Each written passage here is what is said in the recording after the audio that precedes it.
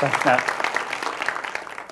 Well, it's a delight and honor for me to be here to share with you a little bit of my life with you tonight. And we just started school. Matt mentioned I'm a professor at the university, so we just started school today. And one difference between being on campus at UBC and here is on campus, I get to see the students. Here, all I get to see is two big white lights. But I think there's some people out there, but delighted that we have a chance to connect tonight a little bit. As you probably would guess, with the last name of Bentall, in the city of Vancouver, I might have something to do with the real estate and construction industry. And the Bentall Center downtown Vancouver was developed by my dad, named after my grandfather. And it's a great privilege for me to be part of that heritage in the city. One of the projects that I was involved in when I was president of our family company was the construction of General Motors Place, which I guess is now being renamed. During the Olympics, it was known as what what was it going to the hockey? Canada Hockey Place, which was really weird. Didn't seem right to me, but anyway. Some of you might have known that we had the Olympics here in 2010. And for me, it was a great privilege to not only attend a number of the events, but to have a chance to go to events at venues that I was involved in building, which was kind of a unique experience. And I don't know about you, but one of the highlights for me, for many Canadians, was to see both the women's and the men's hockey teams win gold medals. And very special. I was actually at the women's gold medal game, and until that time, I didn't know that it was possible for a man to cry at a women's hockey game, but that's what happened to me at the gold medal game there. And you may recall some irony to the fact that it was the American Olympic hockey teams that ended up with the silver medal in both occasions. And you know, some people say you don't win a silver medal, you just lose a gold medal. Certainly it seemed to me like our American friends were not all that happy about a silver medal that evening.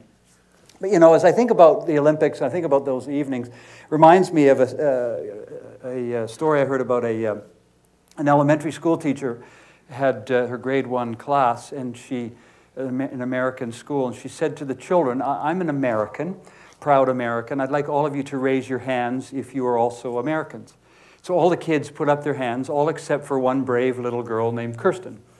And the teacher said to Kirsten, you didn't put up your hand, are you not an American? And she said, no, I'm not, I'm a proud Canadian. And the teacher said, well, how do you know that you're a Canadian? And she said, well, my mom is a Canadian and my dad is a Canadian, so that makes me a Canadian. The teacher said, well, actually, no, that's not necessarily true. You know, you might have been born in the United States. You could be an American. And Kirsten said, no, I'm a Canadian. And the teacher said, well, not using particularly good logic, the teacher said, you know, if your mom was a poor hockey player and your dad was a poor hockey player, would that make you a poor hockey player? And Kirsten thought for a moment. She said, no, ma'am, that would make me an American. So, you know, you just never know. Kids kind of get some of these things right. But I had wonderful memories of the Olympics. A great privilege to be involved with that, as all of you were.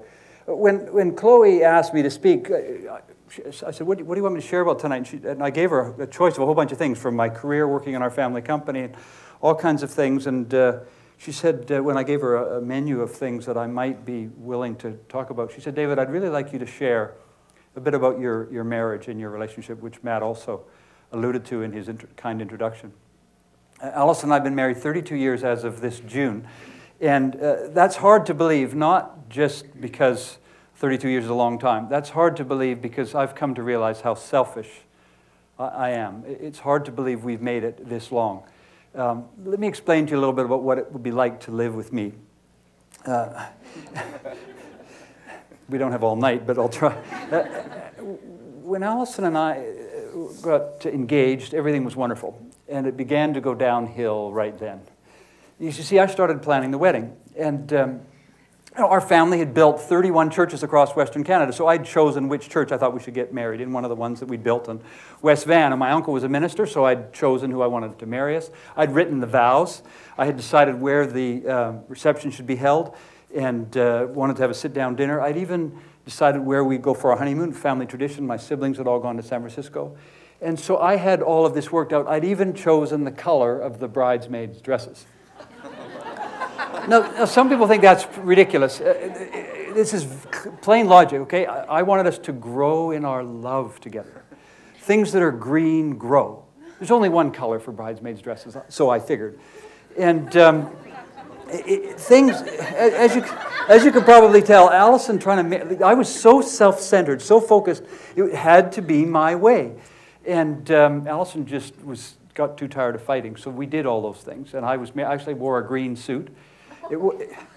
Now, don't you laugh. I could still fit in it if I still had it, but I was told to get rid of it. But it was forest green, had nice gold lining, and it was very nice. Anyway, things didn't go very well from the moment we got engaged. And to give you an idea of what things were like, when we were thinking about getting what to do for our honeymoon, Allison convinced me that in addition to going to San Francisco for 5 days, we should go to Hawaii for 3 weeks and stay at my uncle's place. Well, this caused me great concern because we were going to be away for then almost a month. And I was very concerned that, at weddings, most people give you gifts. And if we got gifts, then we need to write thank you notes. If we had to write thank you notes at the end of a month and then mail them, give them to Canada Post, it could be a year before people got thank yous.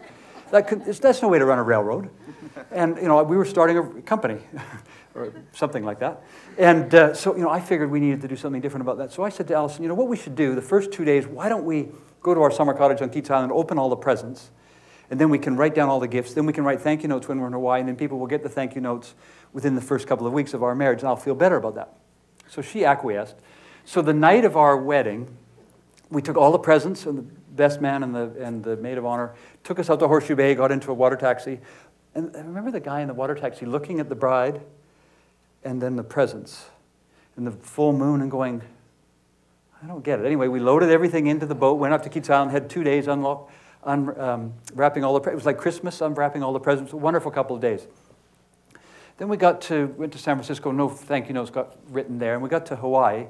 And so I made a list of all of the thank you notes that we needed to write, the number of them, and divided them by the number of days, and then gave Allison her assignment for the thank you notes to write that day. And she said to me, what are you going to do? And I said, I have to work on my tan. And just relax, okay? I'm still married. So at the end of the first day, she hadn't written a darn thank you note. Do you know how much trouble that caused? I had to recalculate.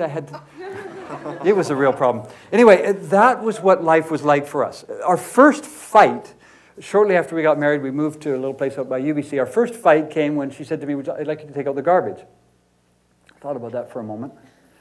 I thought I never saw my dad take out the garbage. Don't want to start a new family tradition here. And I remember, I'd graduated from UBC with a Bachelor of Commerce. We'd studied about things like span of control. And I thought, my wife's the CEO of the home. I wouldn't want to interfere with her span of control. So I just used a little word I learned in grade 2, no. And she said, please. And I got real comfortable with no. And that is the kind of person I am. I don't know about you. You might think you're not selfish. I'm selfish. Okay. And Allison and I didn't have a very good start. And 7 years into our marriage, we found ourselves, we lived in Calgary for a couple of years, Toronto for a couple of years, we're living in Los Angeles. And things weren't going very well. And Allison and I got talking one day, and I asked her, I said, on a scale of 1 to 10, how would you rate our marriage? She said, 3. I've talked to her since then, and I said, sweetheart, were you really being fair? She said, David, I was giving you the benefit of the doubt. Our marriage was in serious trouble, and so it was 1986, and we were thinking of coming, Expo year, we were planning to come back to Vancouver, and I said to Allison, how do you feel about moving back to Vancouver? And she said, I've decided to stay. And I said, are you going to stay here in California while I move to Vancouver? She said, no, I've decided to stay with you. I said, were you thinking of leaving? And she said, well, yeah. And I said, so you've decided to stay? She said, yes. And I said, so should I be encouraged? And she said, well, no, not really. I said, well, can you explain this to me? She said, yeah, well, I've talked to all my friends, and they think that our 3 little children deserve to have a mommy and a daddy. So I'm going to stay for them. And I wish she'd stopped right there. Then she finished the sentence and said, as for you, you're hopeless. And it's easy for me to talk about it over 20 years later, but Allison folded her arms in our marriage that day for 10 years. Didn't kiss me tenderly for 10 years and stayed for the kids. Let me tell you, that was a long siege. And it was very painful. And so trying to cope in that environment, no surprise, as someone who teaches, I turn to books. What the heck am I going to do about this? And I could tell you about sending Allison to counseling and all the other things that I thought we should do, but one of the things, I mean, obviously she had a problem, right? She needed to go get help. But one of the things that I did was to begin reading, just to try and get some insight as to what the heck was going on in this marriage. And I read a book called Love Life for Every Married Couple, written by Ed Wheat. It's a classic written about 30 years ago. And in that book, Ed Wheat shared an idea. He said he believes that there should be absolutely no room in a marriage for criticism. Zero. I remember thinking, like, what the heck am I going to do? That's my favorite pastime. I mean, this is totally impractical. I remember thinking, you know, what I'm doing's not working. Maybe I should try something else. And so I decided, he said, take a pledge to never be critical of your spouse ever again. So I took a pledge to never be critical of my wife. How long do you think I lasted? 2 minutes. 2 minutes. So I took a pledge again. I lasted 5 minutes.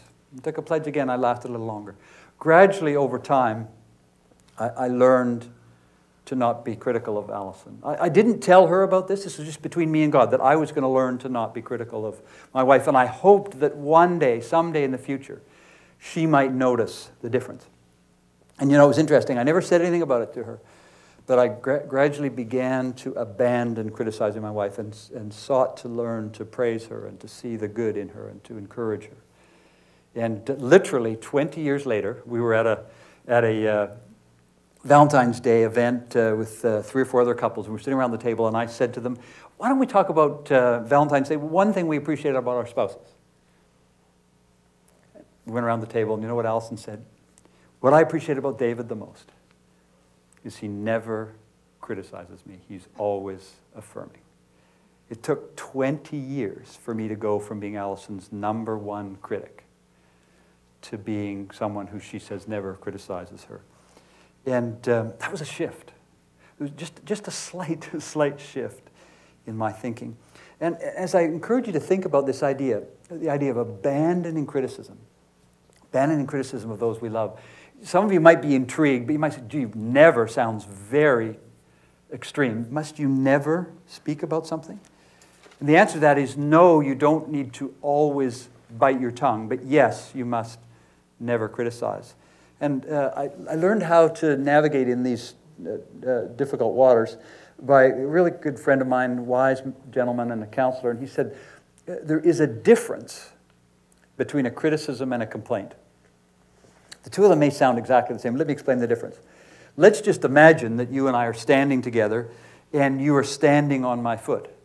And I say to you, you idiot, you're on my foot. Okay, that's a criticism, right? I'm saying I'm calling you an idiot. On the other hand, a complaint would be something like, my foot is really hurting. Is there anything you might be able to do about it? You know, so I'm taking self-responsibility for that and then just offering the news. And so I've learned in my relationship, I don't have to, it's not that I can't talk about stuff with Allison, but to shift from being someone who's attacking her and criticizing her all the time, rather to someone who loves her and cares for her and believes in her. So it's been an enormous shift. Chloe asked if I'd just talk about how this might relate in the professional world as well.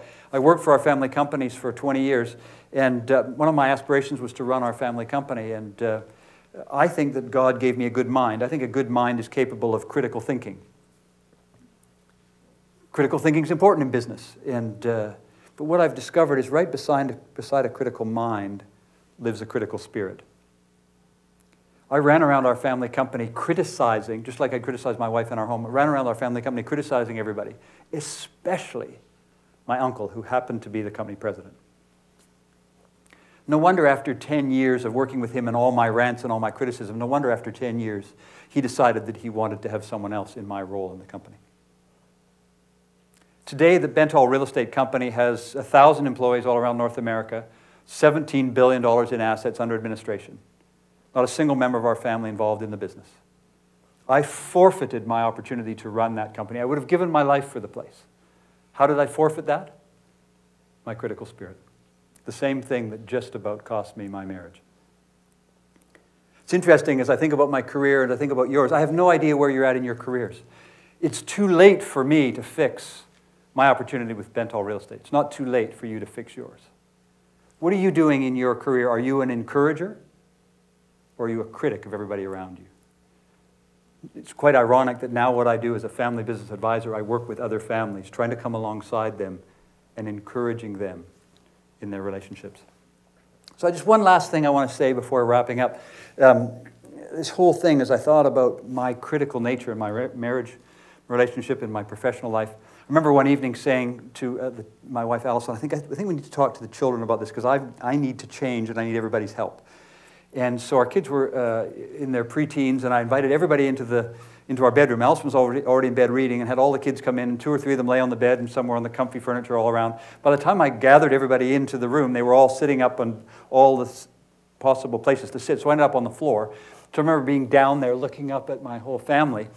And they're all wondering what this meeting is about. And I said, you guys, have you heard of Alcoholics Anonymous? And they said, yes, we've heard of Alcoholics Anonymous. And I said, well, you know, that's where people go for if they have problems with drug and alcohol dependency. And they said, yes, we understand. And I said, there's a new organization that's been formed called Critics Anonymous. They said, really? And I said, yeah, it's for people who are really critical. And they said, really? And I said, yeah, and I've decided that I need to join. They said, really? And I said, yes. And I said, this is the first meeting. And so I invited all of our children to help me learn. And you know, I've needed my wife and my children to help me because this was very deep-seated in my life. And I'm not proud of the mistakes that I've made, but I'm so thankful that in my life I've learned that we can shift from being critical to being encouragers, shift from being my wife's #1 critic to my wife's #1 fan. And so as I think about my wife and our children, we have, Matt was mentioned, we just had our first granddaughter born. You know, our kids, it's an exciting time of our life. Our eldest daughter just got married. Jenny's off in Paris at the Cordon Bleu cooking school. Our youngest daughter's off to South Africa next month. And we could have missed all of these exciting things in our life and times with our kids had I not been willing to abandon my critical nature in my relationship with my wife. And so what I want to invite you to think about tonight, where are you a critic? How about your relationships with those you love? Are you critical of those that you love, or are you encouraging them? What about those that you work with? Are you critical of those people you work with, or do you seek to come alongside and encourage them? I decided that I needed to abandon being a critic of my wife. And from that day on, everything shifted. Thank you.